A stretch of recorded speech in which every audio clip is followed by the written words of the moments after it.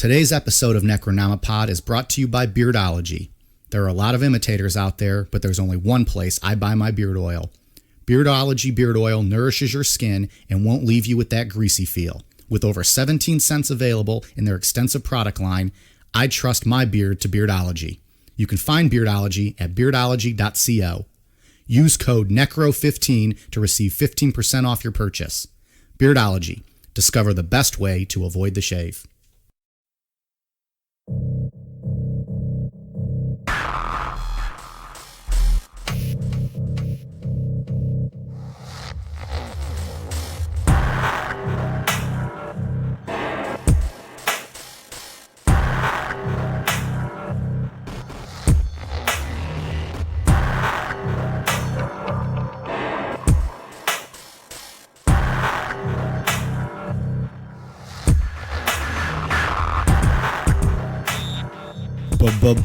Bonus episode. All the girls in the audience are now making a puddle because they love to hear those words. How's it going? We've talked about this, private parts. If they'll all just turn their bass up real high, sit on their speaker. Yeah. Bonus episode. That movie is so fucking good. Have you seen it? No. You haven't seen Private Parts? Mm-mm. We've told you about that scene, though. Yeah. Yeah. We've talked about it. Yeah. It's been recorded and went out to the world. Good, so they know. Well, if you haven't seen it, go watch it. It's a great fucking movie. Howard Stern, Private Parts. A little outdated now, but whatever. He's got a new book out, too, doesn't he? He does. You're a big Howard Stern fan. Comes Again. Of course, that's what it's called. If we ever start giving away our show notes like we had discussed, possibly down the road for Patreon or some shit, I got to stop putting my coupon codes on our notes because that's what I did here for 2 free concert tickets. What concert? To be determined, because then when I tried to use it, it was fucking up. Oh, okay. I was trying to go see Nelly and TLC and Flo Rida. Tell me that wouldn't be a good show. Are you serious? Yeah. Oh, really? Yeah. Yeah. They're coming to Blossom. Oh. No, he's like, are you not. serious? Are you serious? Yes, Oh, okay. All right. August 15th. They're at Blossom. Nelly, Right. TLC, and Flo Rida. Lisa Left Eye Lopez is not going to be part of the tour. So it's though. TC. Yeah. Nelly, TC, and Flo Rida. But yeah, All right. So it sent me a list of like, hey, you haven't been here in so long. We're going to offer you 2 free tickets to any one of these upcoming shows. And there was a list of whatever. And there was only a few I was interested in. And that was one of them. Oh, and okay. went to click the link and it was like, oh, there's no more tickets available. Like, fuck you and your gimmicks. His first choice was Nickelback, but they were sold out. I think. Obviously, they were sold out. They actually did sell out Blossom the last time they were here. You were probably there. I was not. I have not seen Nickelback live ever. We saw Foo Fighters. That was sold out there. It's a good show. Yeah. Well, we were up 2 miles away from the stage. I think it was good. So anyways, we're going to complete the hometown heroes for those Northwesterners, the Pacific Northwest today. We had, Jerry Brudos a few weeks ago? Yeah. Who are we getting into today? Tonight we're going to get into Gary Ridgway, and we'll briefly touch on the most famous one out there, Ted Bundy. He shows up later on in this story. I had no idea Ted Bundy was from there, so clearly we have not completed the hometown heroes. You are not an expert, I guess. Clearly. If people are just now figuring that out, then they haven't been listening very closely. Where was Ted Bundy from? I mean, he started his killing spree in Seattle, didn't he? Yeah. So was he actually born and raised there, or did he move around? It doesn't. Well, we could save that for his episode, but He killed people in Colorado, Utah. Yeah, he was all over. I mean, I guess I just assume most of these serial killers are in California on the Pacific Coastal Highway, where all these people get taken and killed. But I didn't know he was part of that Pacific Northwest region. Oh yeah. So first off, this guy's an angry-looking bastard, Gary Ridgway. Yeah, he's does not look happy. Well, he's angry. He doesn't like prostitutes. Yes, he sure uses them a lot, though. Well, he's conflicted. Yeah. All right, let's jump into Gary. Gary Leon Ridgway was born February 18th, 1949 in Salt Lake City, Utah, to Mary and Thomas Ridgway. He was the middle child and had 2 brothers. Gary grew up in a chaotic household with a very dominant mother and witnessed many physical arguments between his parents. His mom was the abuser. his dad wasn't abusing her. She was beating his ass. Okay. Didn't we hear that in another story? That was Ed Kemper, right? It wasn't physical, or at least we don't know if But it was his mom physical. was the dominant presence in the household. And Jerry Brudos, too. And Brudos. Yeah. I'm noticing a trend. Yeah, there's a police report out there about his mom just like smashing plates over his dad's head and just like beating his ass. Yeah. His father was a bus driver who would complain about sex workers in the city, which they'll tie in later on. So was this guy a Mormon? He's in Salt Lake. Was he one of the 2% of people that weren't Mormon? You know, I don't know. We'll get into Gary's weird shit with religion later on. Like I couldn't really find a definitive answer. Yeah, I mean, like I said, we'll get into it later with Gary's his weird religious shit, but I'm not sure. Okay. Were you asking about his father, though? If he was the religious? I just want to know if he's a Mormon. Oh. Well, he's not a cool dad. His name's not Hilmer. I'm sorry, I said that wrong. How we say it, Ian? Hilmer. Swedish Ian, yes. Here we go now. We're going to have shirt requests for Old Guy Dave shirts and Swedish Ian shirts. I posted that childhood photo of Swedish Ian. That was pretty cool. I liked it. I laughed. I was cracking myself up all day. I kept going back and looking at it. And I started laughing again. Dave thinks he's a hoot. And then Gary had one of the 3 indicators of future violence detailed in the McDonald triad, which was bedwetting until he was 13 years old. Mike, what are the other 2? Double cheeseburger and a medium French fry. Do you know the other 2? Sorry, I thought you were asking me my McDonald's triad. Wait, so what was this now? Bedwetting, torturing animals, something sexual? No, what is it? It's arson, right? Yeah, starting fires. Yeah, I should have known. Boom. So, and his mom would berate him and wash his genitals after every time he had an accident. So she would just be there scrubbing him down and screaming at him up until the age of 13. After these last few weeks, I've had enough about these parents touching their kids. I need a little bit of a break here. I'm washing your dirty cock after you pee-peed everywhere. It's horrific. He's how old here? 13 years old? Yeah. That's ridiculous. You're filthy pee-pee. Berating Mother Dave. After he was arrested later on, he said that as a child, he had back and forth feelings of anger and sexual attraction towards his mom, and he fantasized about killing her. All right. Like somebody else we know. Yeah. And he went into detail about like watching her out in the backyard while she was like sunbathing and stuff and watching her. Wow. Yeah. Do I kill her or do I fuck her? The internal struggle here. Yeah. Dave. He had difficulties in school as a child. He is dyslexic. Are you reading that backwards? And his IQ is recorded as being in the low 80s, which we looked that up one of the last times when we were talking about him. He's like right on the border of being considered mentally challenged. At 80, it was like 75, right? As the level? Yeah. So he's right on the border. Due to his troubles with learning, he was held back a year in high school. During high school, he had his first known issue with violence. I think it's more than an issue. Yeah. When Gary was 16, he lured a 6-year-old boy into the woods and stabbed him in the side, hitting his liver. Gary left the boy there believing he killed him, but the boy ended up surviving. Well, that's good news. So did he get away clean and no one ever identified him, and we found out about this after he was arrested later? Yeah. Okay. Yeah, he got away with this. Yikes. That poor kid. Gary graduated from Thai High School in 1969 and married his high school girlfriend, Claudia Craig. He joined the U.S. Navy and was deployed to Vietnam, where he did see combat. Because a lot of these guys that have gone over to Vietnam and stuff, they lie about. They say they were in combat and stuff, and it's a lie, but he did. What's weird about him with Vietnam, too, is he'll talk about any of this other shit that he did, but he won't talk about stuff he did in Vietnam. Really? Yeah. He won't go into Vietnam at all, but he'll talk freely about all this other shit. So, like about killing people or anything? Just anything, really. At all about his whole time over there. Yeah, so it makes you wonder what he was up to. Yeah. But what we do know from the little we do know from him while he was in Vietnam is he often had sex with sex workers and eventually contracted gonorrhea.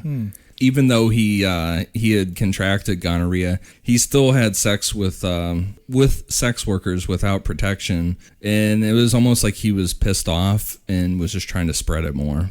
Getting back at the it was kind of the idea behind that.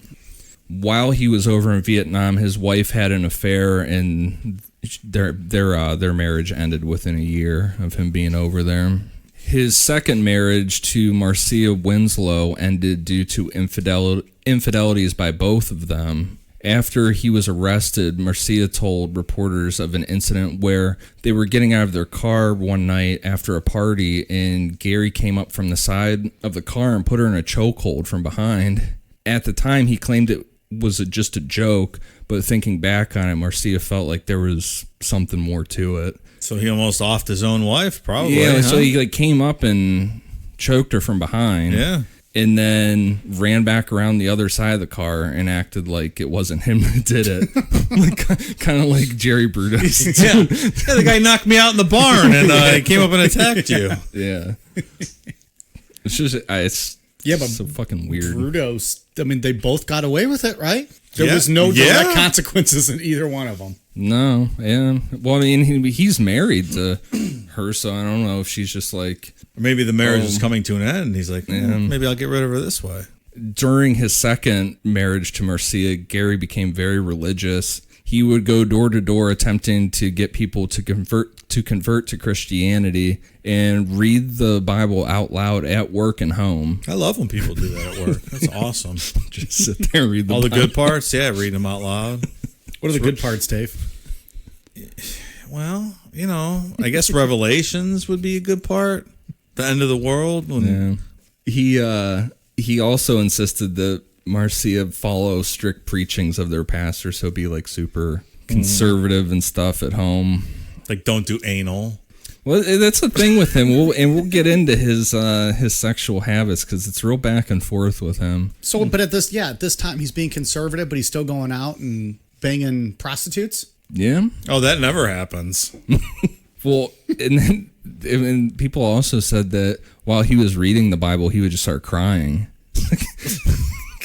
Could you imagine being this at guy work already? Someone's just reading the Bible at work and crying. Well, I also wonder how much mental illness did he actually probably suffer from too, and or PTSD or anything like that. He looks mentally ill if you look at him. On top of his already borderline intellectual disabilities. Yeah.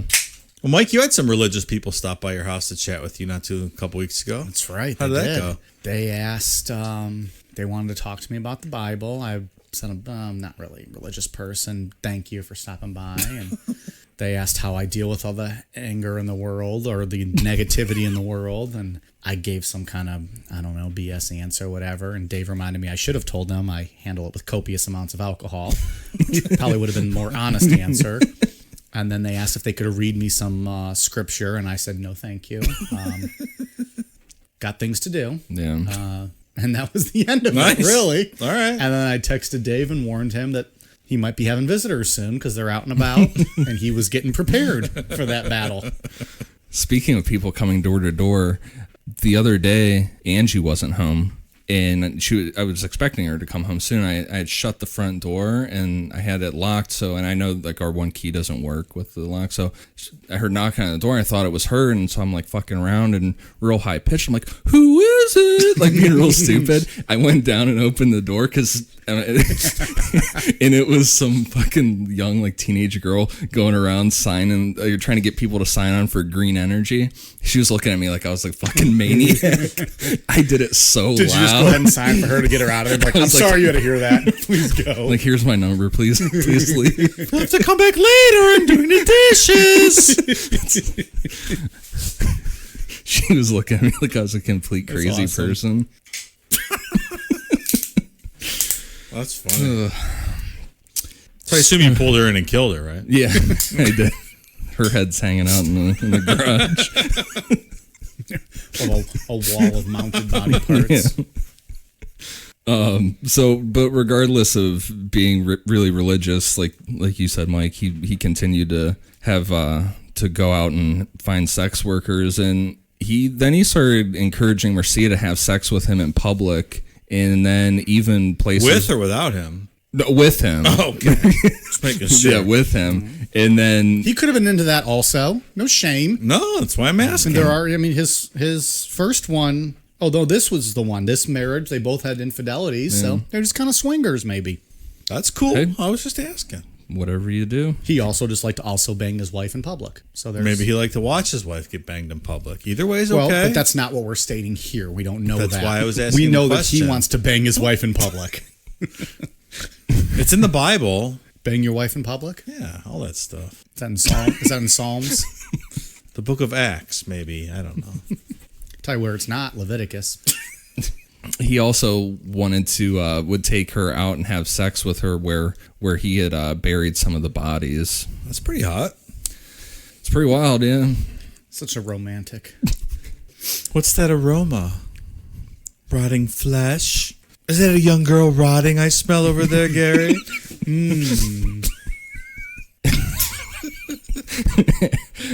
After he was caught, his 3 ex-wives and old girlfriend said that he demanded to have sex several times a day. And it's like, they were talking like 10, 15 times a day. Like, this dude was just... Wild. Yeah. So he was probably a sex addict, too. Oh, yeah. On top of all that. You get rug burn on your cock that many times a day, no?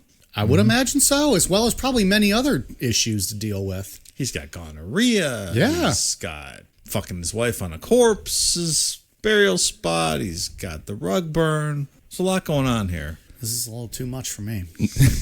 He was obsessed with sex workers, but he had like this love-hate relationship with them. He would do just like his dad and complain about them being in the neighborhood, talk about how much he hated them, but then he would just constantly go out and pay them for sex. So That's kind of like how we thought about his mom, too. Like, he couldn't figure out if he was, like, attracted to her or wanted to kill her. yeah. Throughout the 1980s and 1990s, Gary's believed to be responsible for the murders of at least 71 teen girls and young women near Seattle and Tacoma, Washington. During court, Gary said he had killed so many that he had lost count. And most of his murders occurred between 1982 and 1984, with the victims being sex workers or runaways that he picked up along the Pacific Highway South. And that's the thing about this guy is, like, you can't, with other, like, Jerry Brudos or some of those, like, you can't really go victim by victim with him because he doesn't remember half of this shit. And there's so many people that... That's a big number. Yeah. We talked before about how easy it is to kill random people. And the same goes for I think we sex talked workers. about that in the, was it the Richard Chase episode, where he would just show up at random houses and kill them. Right. I mean, the And same if- goes for sex workers. How would you ever know who did it when you're just picking random people like that? Right. Well, and there's a term for, like, sex workers, and I know with the guy that was just caught in Canada, and with this, like, he was killing gay guys and sex workers. There's that term, the less dead, that people just generally just are like, sex worker, I don't know, Throwaway people. Yeah, nobody cares about them. Nobody's gonna be looking for them, and That's right. what are you gonna do? It's sad. Yeah. And the other thing, unfortunately, with Gary is most of his victims were African-American women, which, unfortunately... Even worse. Yeah.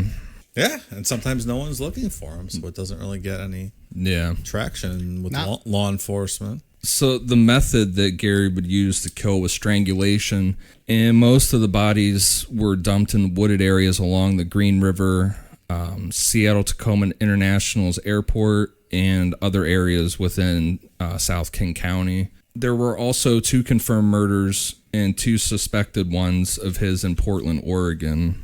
So that's why I call him the Green River Killer. Right. I don't know if we said that at the beginning of the episode. I don't know Green if we River mentioned that. Killer. He often left the bodies in clusters, and sometimes they would be posed in sexual positions and nude. Wait a minute. What kind of positions? Sexual. But my mind immediately goes towards, like, On all fours? or legs up, just something to Probably use your imagination, Dave. I think you can probably figure out a few of the positions. Something to be shocking to whoever found maybe just it. bent over holding a tree, and the guy just standing up behind Like him. Ja Rule, you know how we Hands do on it, hips. feet to shoulders, like that. Is that what Ja Rule says? Ja Rule. Wow. Blast from the past.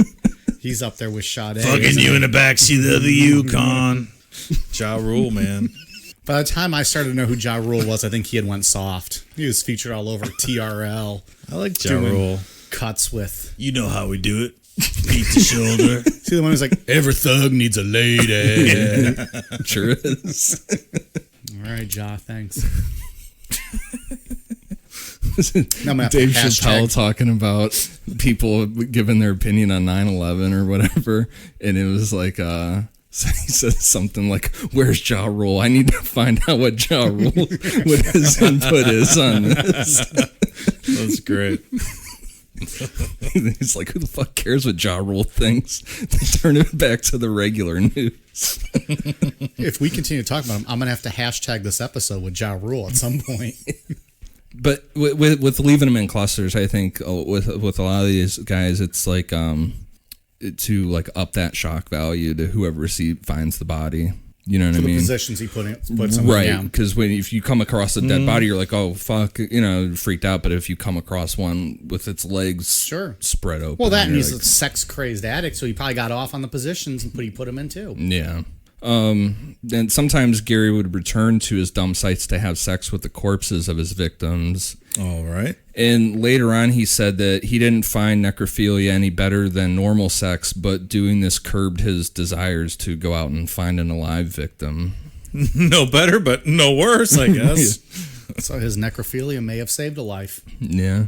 And the only reason he tried to curb the need to kill was in fear of getting caught. Yeah, it wasn't his conscience taking over. Oh, no, he just didn't want to get caught.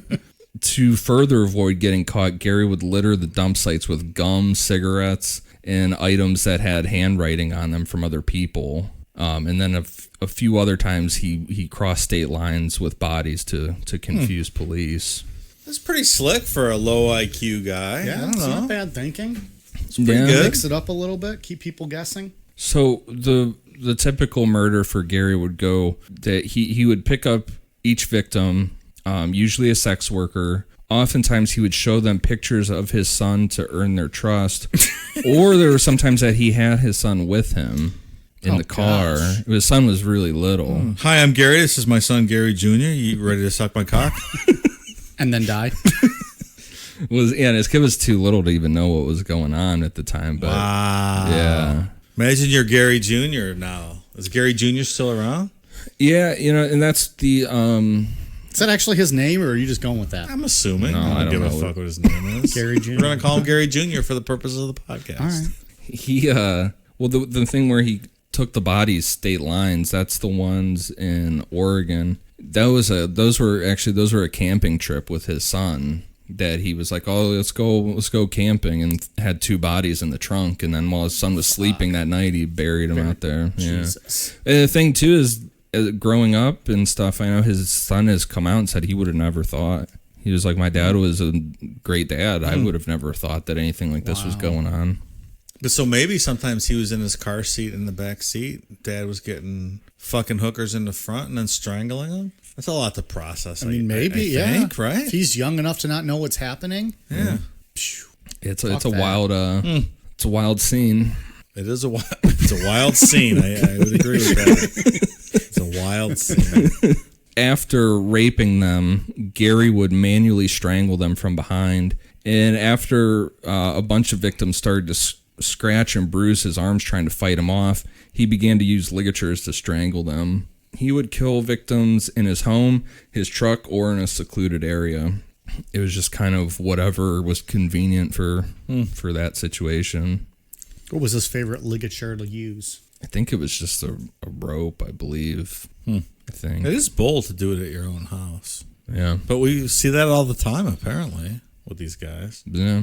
Yeah, it's not that The uncommon. fucking Jerry, Yeah, was it Jerry Brudos? yeah With the intercom and all that shit in the shoe fetish garage? Is that what it killer. was? Yeah. He Where killed his that wife girl. would find the shit in the garage and he'd play it off like nothing, and he'd have his mounted paperweight titty sitting around. The fucking paperweight The filled with car sawdust. crashed through- the car crashed through his garage. The police are like, nothing to see here. We'll just talk to him when he gets home. Dead body hanging in the garage. Yeah. Now. Doesn't smell like anything. No, it smells fine. That ridiculous paperweight that And then- wouldn't hold down any paper. Talk ever. about white male privilege. I mean, Jesus Christ with these guys. And then what? Kemper That's the and definition of privilege. Yeah, absolutely. To get your garage halfway smashed in by the police. A dead the body's in police there. can almost literally see the feet dangling, and they're Right. like, nothing to see here. We'll call him when he gets back Probably in a town. mannequin. But then Ed Kemper and Ed Gein too, right? Their own homes they would use. Yeah. Mike, home is where the heart is, okay? Literally. Ed Gein's That ripped out heart. Ed Gein, I don't even really classify him with these guys. He was just a really sick person that But he wasn't he the Was one that living by making- himself made the and- jokes about, that missing person, yeah, she's up at the house. yeah, but like I said, he was just extremely sick and Yeah, these other guys, they weren't that sick. well, no, that's not what I'm saying. Ed Kemper's over here skull fucking his mom. No, Maybe they should all get paroled tonight. in so many words, that's what Ian is saying. That's exactly what I'm saying. Write the parole board, fans. Don't let Ian have his way. Make sure these guys stay locked up. Your life depends on it. Also, write your local congressman too. Make sure they're aware of the situation. Make sure they listen to Necronomipod. Yeah. Oh yeah, that'd be great. We'll send them a Necronomipod tie they can wear to Washington. I'm sure they'd love that. Why not? So in the early 80s, the Kings County Sheriff Office, they formed the Green River Task Force to investigate the murders. The task force members included Robert Keppel and David Reichert, who were desperate for leads. They interviewed Ted Bundy multiple times for his opinion on the crimes. So this is like Silence of the Lambs. Yeah. Pretty much. Mm-hmm. And at this time, Ted Bundy was trying to figure out any way to get his death sentence pushed back. So Did you guys know Ted Bundy was also from the Pacific Northwest? I didn't. Really? I thought he was from Florida. No. Huh? Did he kill anybody in Florida? I don't know. I think Tallahassee, one or two. Oh. But after a bunch of interviews, Ted was he was pretty much right on the money with most of his insight on the psychology, motivations, and behavior of Gary Ridgway. The main He was just like Ted. right. The main piece of information he gave the task force was that the killer probably revisited the dump sites to have sex with the victims, and if they found a fresh body, they needed to stake it out and wait for him to come back. But that never obviously didn't pan out. But it was it's the right information. Oh, yeah. Hero of the story, Ted Bundy. Yeah. And he started bullshitting a lot too. Like I said, he was trying to push back his death sentence at that point. Stall as long as he could and just say whatever. Yeah, because he wasn't looking for an audience like Ed Kemper was. No, Just trying to tell his no. jokes and his stories. No, Ted didn't talk to anybody until pretty much right before his. Yeah, right before it's about to happen. Yeah, I mean, he's blabbering. He was talking like the week and days, hours going up to it, trying to get him to. He's like, I got some more bodies I can tell you about. Gary was arrested in 1982 and 2001 for charges related to prostitution. He first became a suspect of the killings in 1983. In 1984, Gary passed a polygraph test, which some credit his ability to pass the polygraph test to his low IQ. So he was on their radar way back. Oh, yeah. Almost 20 years before he got arrested, right?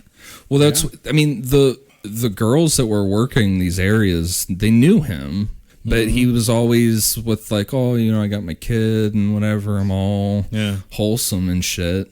I mean, as wholesome as Wholesome that is. being a prostitute with his kid in the backseat. Yeah. But I mean, he was able to gain their trust. Yeah. Could you not look at my kid while you're blowing me? So weird. Show some respect. Don't look at my kid, please. Dada, why'd you put pee-pee in? Why girl have pee-pee in her mouth? Dada, what you do, Dada? my pee-pee in her mouth, Dada. Oh my gosh. Dada. Ian, you better get us on track real quick.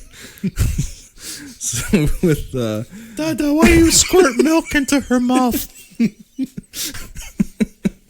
This baby develop an Asian Dada, accent? why there milk all over her face?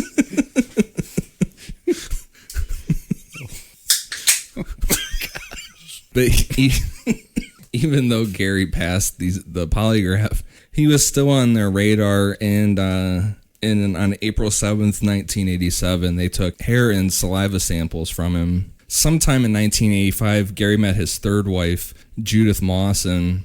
Judith said in an interview that Gary would leave early in the morning for supposed overtime shifts, and she believed he committed some of the murders during this time. Oh, thanks for calling the police and letting us know. Oh, yeah, he was out killing hookers all the time. She didn't know that they were dying, right? Oh, yeah. We're going to get to that here in a second. Yeah. Sorry, I'm blowing my load and jumping ahead. Yeah, all that baby talk of milk on faces. It's getting you going. Yeah. Dada, I want some yogurt. We did so well during Children of God. Let's not ruin it now. We did so well. Well, she claimed that... I almost spit out my beer.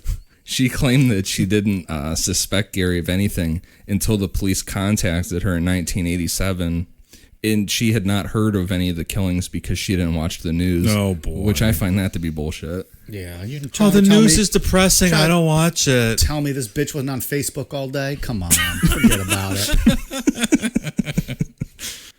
I know it was 1987. No, I'm not going to say that. That's like Jerry's wife.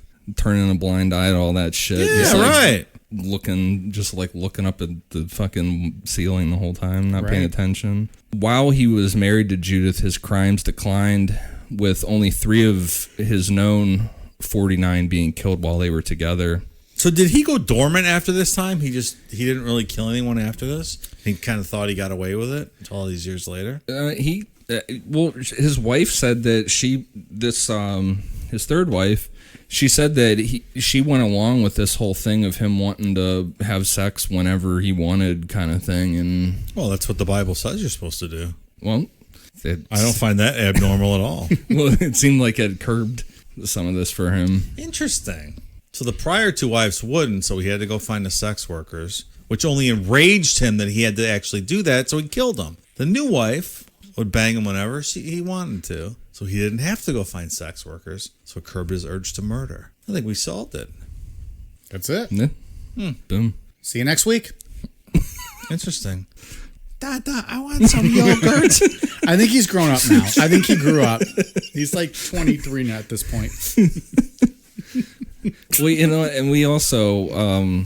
I forgot a detail in there before that played into a lot of this stuff. Was his dad, he worked as the bus driver, but he also worked part-time at a mortuary. And he would come home and tell Gary stories like they were funny about people banging the dead bodies. I completely forgot to like put that in. Legit people banging the dead bodies? Yeah. You'd be like, oh, yeah, so-and-so. Yeah, that's a pretty key point I feel as if we should have touched on. I didn't have it in the outline. This kid's having his dad tell him entertaining stories about banging dead bodies, so now it's putting in his head that that's what people do. Yeah, I completely forgot about that. You gotta bring your own lube, son, because they don't get real excited when they're dead. I don't think anybody whose wife abuses them with plates over the head sounds like that. No. I feel like that's the kind of guy who abuses his wife with like cigar burns to her chest. And yeah, I forgot to put that in the outline. I don't know, man. The Gary Ridgway, there's not a ton out there about him, you know? Mm-hmm. I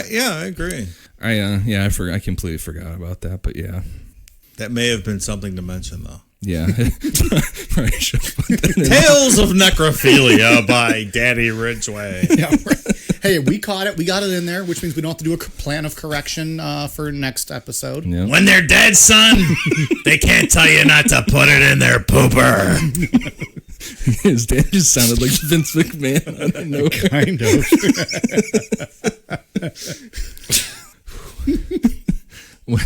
It's going to be a good episode. Forgetting key details, putting them in right at the end. Right. Oh, I forgot to tell you, when he was 13, he stabbed a goat and fucked it. So with And why was he fucking goats, Dave? He was a bad boy. I was trying to set you up for a Bible joke. Oh, sorry. That was on bestiality. You can edit that out. Bad boy. So with We turned like a 30-minute episode into like an hour and a half. Thank God this is just a bonus episode. Yeah. With the advancements of DNA testing, the samples from 1987 were tested, providing enough evidence for an arrest warrant for Gary. On November 20th, 2001, Gary was at work at the Kenworth truck factory where he worked as a spray painter. I saw that spray paint girl in the front seat of the car. Gary Jr. has never grown up. We're now 14 years later, and he's still a baby. Well, you know the other thing too about Gary with this. Another thing you didn't tell us? No, man, it makes sense right now. So we're talking about him painting cars. He was like, Ian's telling the story, but also providing pop-up video, little facts like bloop, bloop, bloop, like little facts like from way back, just throwing them in throughout the story. We give you all encompassing here. We give you the whole story. At the end, you get the whole story. No, this has to do with him working as a car painter. Like he was like exceptionally good at painting cars. Like for all the things that he fucked up in life and whatever, he was like really, really good at painting cars. So He wasn't working at Mako? No, he was. Fun little tidbit about Yeah, him. well, because this is how they end up catching him for a bunch of these murders, is because he was employed at this truck place forever, painting cars and using really rare paints on these cars. Interesting. Yeah, so he was linked by DNA to the murders of Marcia Chapman, Opal Mills, Cynthia Hines, and Carol Ann Christensen. And then 3 more victims, Wendy Coalfield, Deborah Bonner, and Deborah Estes were added to his charges when the forensics linked spray paint used at the Kenworth factory to the crime scenes. So that's what I'm saying. There was like these rare paints that only he was allowed to use because he was so good at painting these cars. And they were able to link like, okay, this type of spray paint was at the crime scene. This is the only place it used it, and he's the only one that they allowed to touch that shit. That's wild. Yeah, it's pretty cool forensics. Dummy. In August of 2003, it was reported that Gary was in negotiations for a plea bargain to avoid the death penalty in return for his confession to more of the Green River murders. On November 5th, 2003, Gary entered a guilty plea to 48 charges of aggravated first-degree murder, with the death penalty being avoided as long as he could help locate the remains of the victims. Who is the most prolific serial killer in U.S. history? Him. It's him, right? Mm-hmm. That's a lot of people. Yeah. Or at least the most confirmed, I guess. Yeah. Yeah. And like I said, we said earlier, there's not really like, it's not like many of the other big guys that you can like go into these like graphic details and whatever about, because there's so many of them that he's just like, yep, this is how I normally did it. And that's it. I don't really remember. Plus, right. yeah, with his low IQ, like he's not remembering a lot of this, and there was so many of them. Yeah. On December 18th, 2003, Judge Richard Jones sentenced Gary to 48 life sentences with no possibility of parole and 1 life sentence to be served consecutively. He was also sentenced to an additional 10 years for each of the 48 victims for tampering with evidence, adding 480 years to his sentence. He's probably going to die in jail. Oh, yeah. Might be likely. Spoiler alert. Gary led prosecutors to 3 bodies in 2003. On August 13th, 2003, the remains of a 16-year-old girl were found near Enumclaw, Washington. The remains were pronounced to be Pammy Avant, who investigators already thought was a victim of Gary's. Gary led prosecutors to the remains of Marie Malvar and April Buttram in September 2003. Gary ultimately confessed to murdering 71 victims and confessed to having sex with them before killing them, something he didn't confess until after his sentencing. Were all 71 women? Yeah. Okay. Yeah. That's a lot of people, man. Yeah. He said that he targeted prostitutes because they were easy to pick up and he hated them. He also said that eventually he started to bury bodies to resist the urge to go back and have sex with the corpses. Ugh. Investigators believe 100% that he's telling the truth about 71 victims, but they could only get evidence to convict him of 48, which still makes him the highest. Why did he have to rape the sex workers?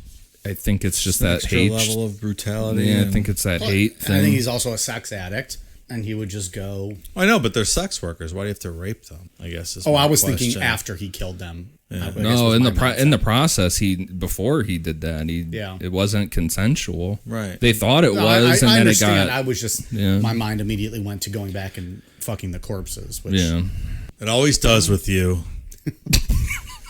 got me there. You know me. Necrophiliac bastard. So Gary was placed in solitary confinement at the Washington State Penitentiary in January 2004. On May 14th, 2015, he was transferred to the USP Florence Federal Prison in Colorado. Why did he go to federal prison? Because does that have anything to do with the fact that he moved bodies across state lines? Yeah, that's why. Mm-hmm. Yeah, because that's when. Look at me, I'm an attorney. There you go. So they were federal charges, though? I thought it was if you cross state lines. No. Yeah. Huh? That's why the FBI was able to get involved with Ted Bundy back in the day. When they started connected, it was like more than one state. That's when the FBI got involved on that. Makes sense. In September 2015, it was announced that Gary would be transferred back to Washington to be easily accessible for open murder investigations. Gary returned to Washington State Penitentiary on October 24th, 2015, where he's still there today, hanging out. Model citizen. Mm-hmm. Stand-up He's guy. got, about 475 years left to serve? Yeah, something like that. Yeah. He won't get out. Prediction. I'd take that. Yeah. All right, well, this episode went a little longer than I thought, and I have to pee so fucking bad. So, Ian, you got anything else to add? I have nothing.